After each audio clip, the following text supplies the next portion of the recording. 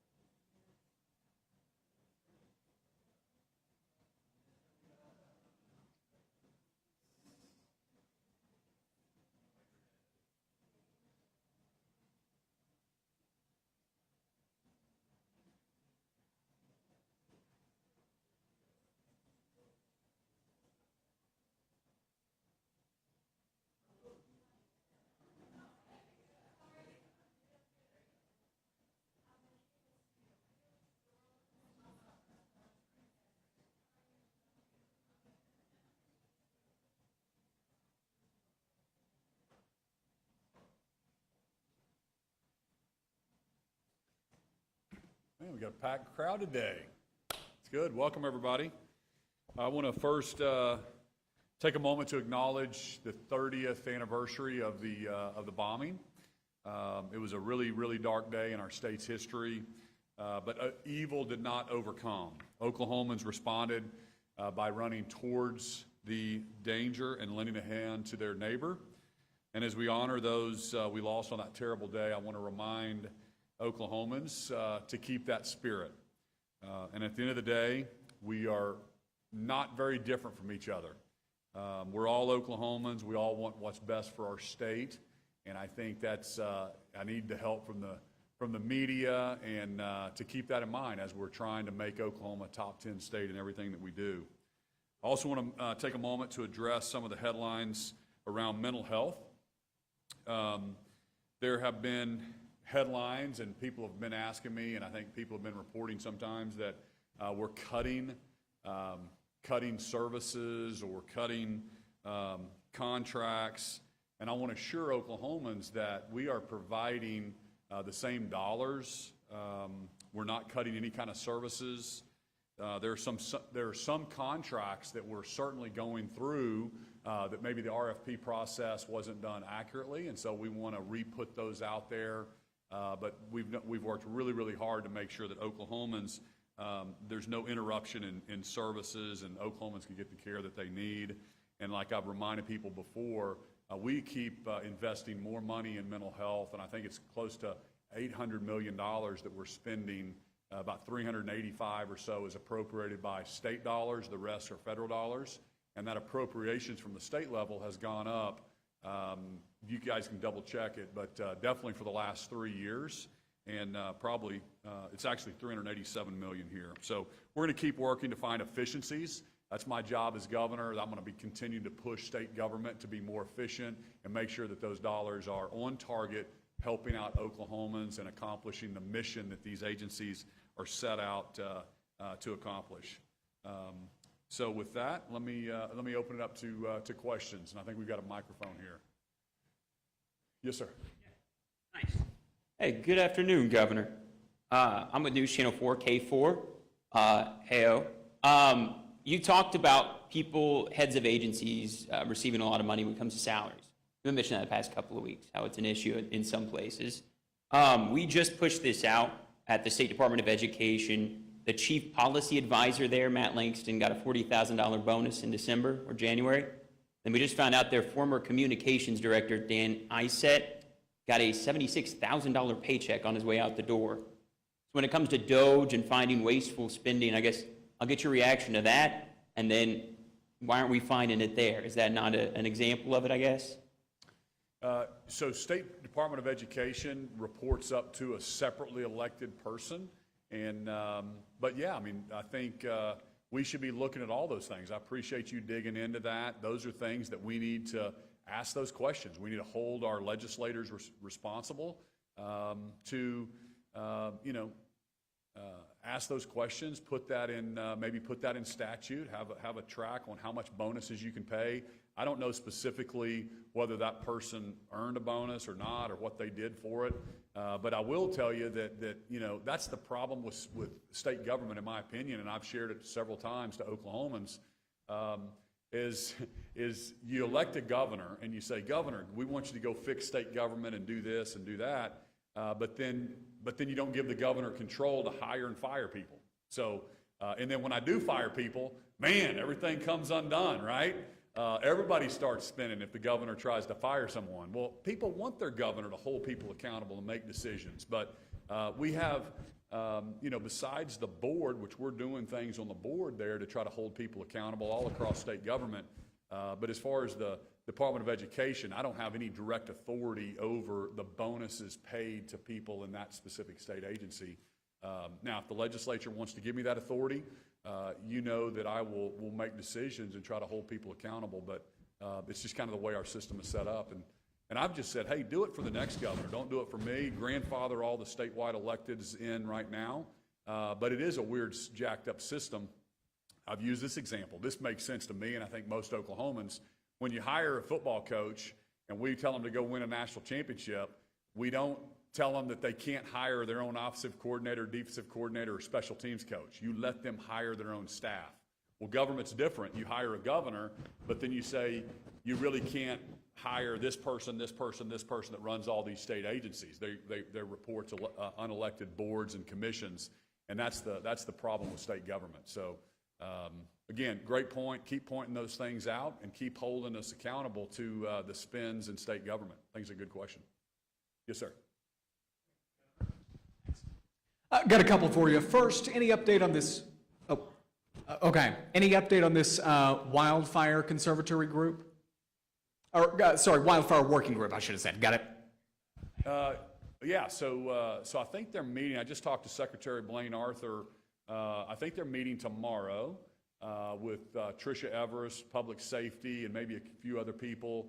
We've given her. There's been several retired firefighters that have come forward to help her, that she's actually going to be interviewing to put it as an interim role over forestry, just to give her a perspective and really help hire that full-time replacement. So we should find out a little bit more. I think they're going to have a meeting later on this week, and we'll report back to you. Yes, sir.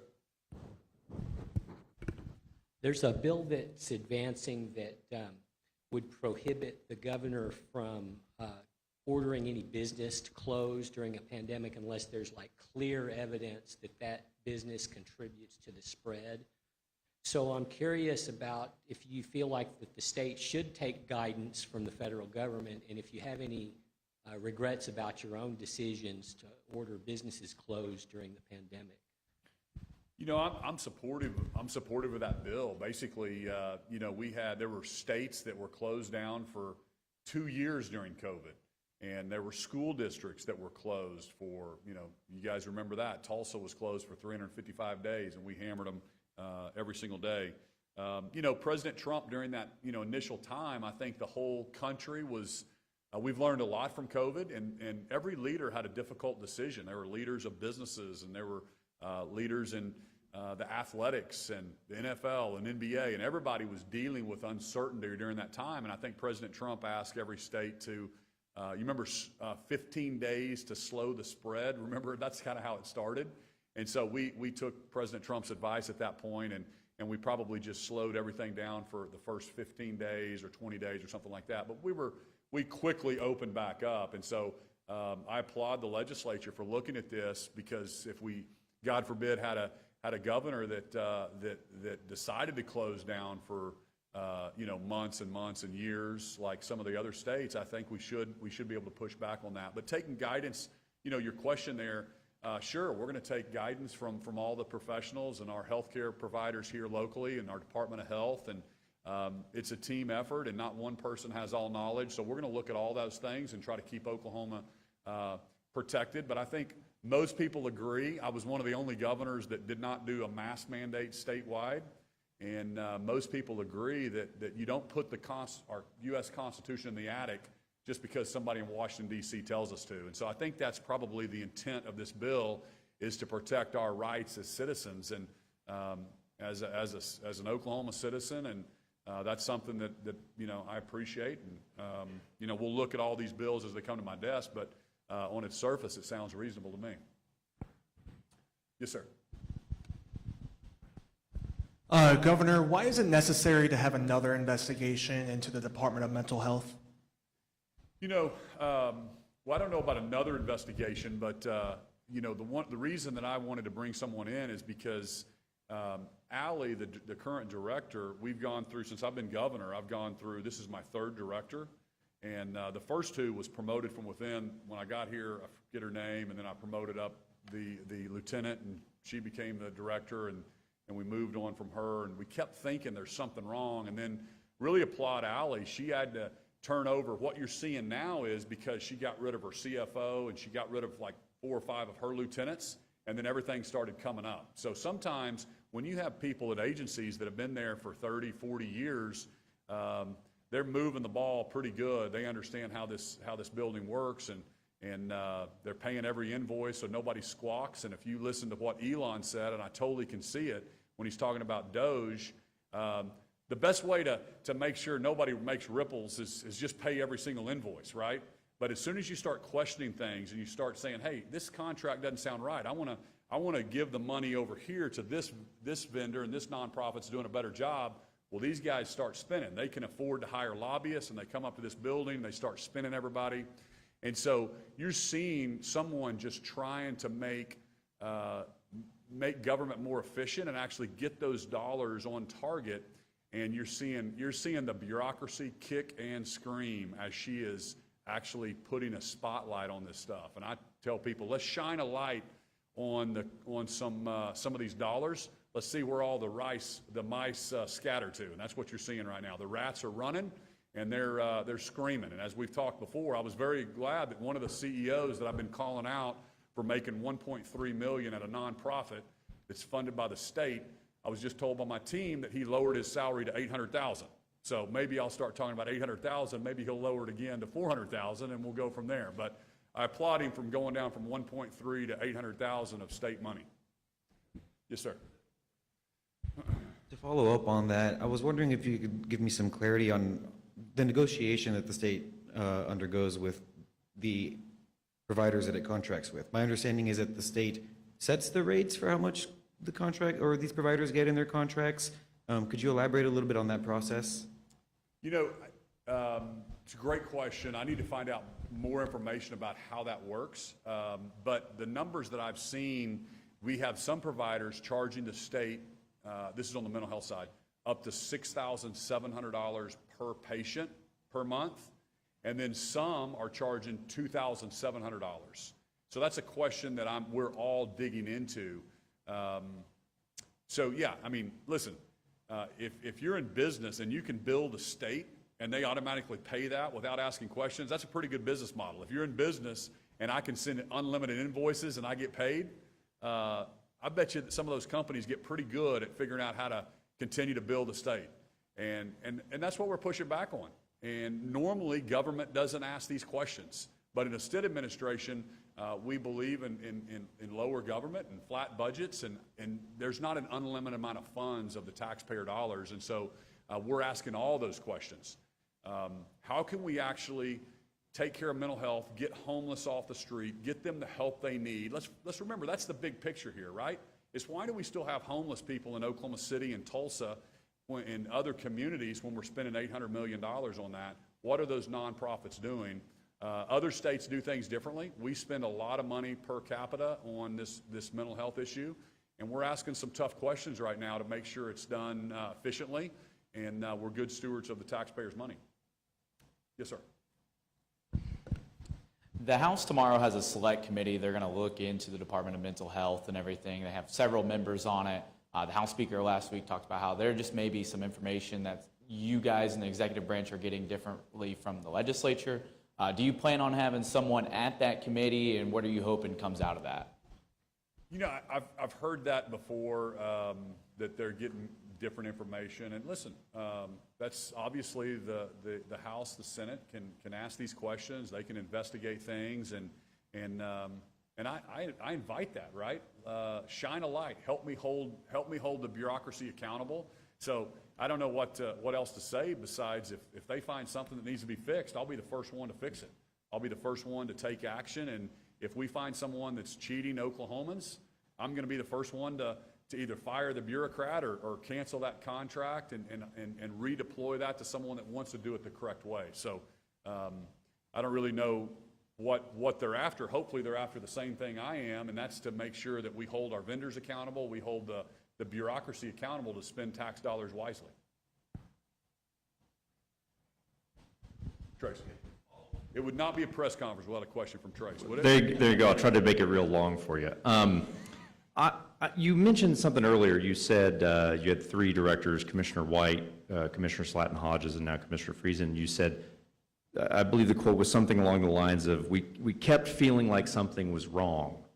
And I'm curious if you could take us back in time. How long ago did you get that sense? Was it something in particular? Was it the Super Bowl ad? Was it the Tulsa County contract concerns? Was it the hospital RFP? Like what?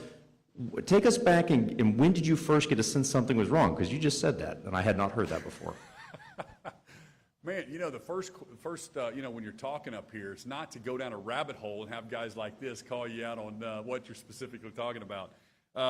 It's been so long ago, I can't name a specific topic, but here's my when I first got in 2019, I really wanted a fresh set of eyes on everything. So I called for investigation and deep audits and really wanted to bring in a fresh set of eyes all across state government. So that was probably the first one. That probably happened pretty quickly. I can't remember when that happened, but the second one, here's the deal. When people that report to me come to me and everything's always working perfectly and they tell me they're not making any changes and nothing else is happening and they're not doing anything different than's been done for 20 years, unless you think government is working perfectly, I don't buy that. And so I'm always a little, maybe apprehensive or, I'm starting to, my red flag comes up when they tell me everything's working perfectly, right? Plus, when you're cozying up to the vendors and when you cozy up to all the folks that in this industry, we're supposed to be holding them accountable, not being their best friends, especially when we're funding $800 million to this industry. And we need to have a great relationship, but it's okay to have a little bit of distance from those folks to hold them accountable. So I think that's ultimately what we were feeling, and then had Allie come in, and then plus we have advisors that we hear from constantly from different agencies, and we're always trying to do the best we can with our taxpayer dollars. So thank you.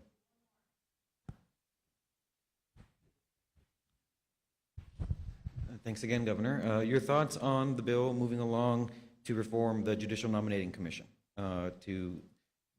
Just reading it myself and my own understanding, inserting some politics there, removing those restrictions, and making the terms longer, with the exception of the at-large member. If you could just comment on that, and in light of the Supreme Court decision that you made, not you to make a court decision, appointee that you made with Travis Jett, and kind of how you're thinking about that and how it moved forward. Yeah, I haven't looked at the bill in specifics, but I think I know what you're talking about. But I think the Bar Association, their nominees can stay like unlimited or for multiple years, and then all of my picks maximum is 2 years. So it's a little bit unfair there on the JNC. I don't know if it's trying to get rid of the JNC. There's some House and Senate members that think it's called the Missouri plan to try to fix, and this is how we put judges forward. It's the system that we've worked with. I've put 4 people on the Supreme Court, so to me it's working okay. Would I rather have the governor just choose? Yes, and the reason I think that's the best model, it's the federal model, is because number one, when you're recruiting people, we had 14 people apply for this position, right? And they had to be from a certain area of the state. Instead of the governor having to go recruit someone, right? So I think that to get the very best and brightest and to be able to get the best pool of people into these different positions, sometimes you have to go recruit them. You have to go make some phone calls. You have to say, hey, I really need you to apply. And when you have all these restrictions around, it's difficult. Plus, I know how the sausage is made on that. And on one day, they had to interview all 14 of them. So they're literally 20-minute, interviews. We had a Harvard graduate, one of the guys that graduated from Harvard Law School, and you could argue he was the former Solicitor General for the state of Oklahoma, had great credentials, and he didn't even make it through to my desk. And so there's some questions that you ask yourself in a 20-minute, just sitting down in a room with 14 people for one day and interviewing. Is that the best method to actually pick for the Supreme Court? So other states do it differently, of course. The federal model is the president picks and then the Senate confirms. So there's a lot of different things, but overall, I haven't been that disappointed because I've got 4 really, really strong, good picks on the Supreme Court. So it's worked for me, but I'm just thinking for the future of Oklahoma, when we elect our next governor, you got to trust that person, that man or woman, to lead our state, and they're trying to put the very best people on these courts. And so I ultimately probably think that's the best method for all the reasons that I just said. So thanks, everybody. Thank you.